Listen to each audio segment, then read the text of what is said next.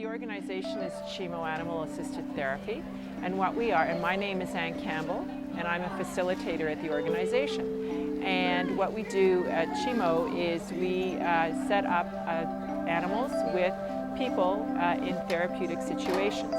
So, for example, a teacher, a social worker, a psychotherapist, an occupational therapist, someone in a nursing home, you name it.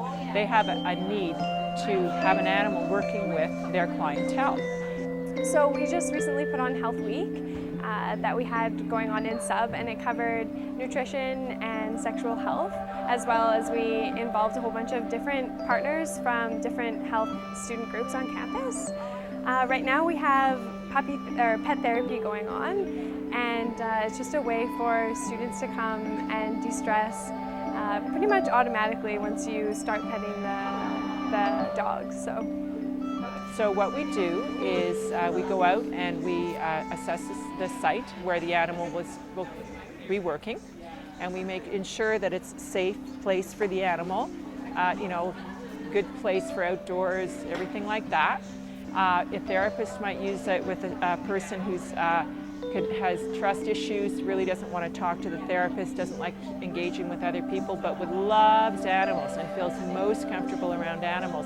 The dog was present in the room during the analysis, and basically the client addresses everything to the dog, or if it's a small enough dog, the dog sits in the client's lap and they stroke them. And the reason I got involved with CHIMO is because I'm a teacher, and when I was teaching back in the 80s and 90s, I had a golden retriever who looked a lot like Karma, and I used to bring her to work with me every day in my grade 5 classroom. This was like pre-allergy, pre-paranoia, people being so uptight about animals in the workplace.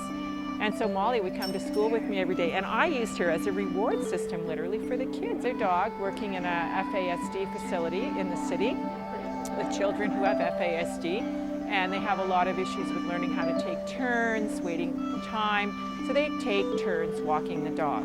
And that's a big deal for them. It's like, no, you have to wait your turn, walk the dog. There's so many things. If you just think about, okay, how can I do this? How can I do this with a dog that will make it better? Like let's look at the goal and let's see how I can engage the client even more.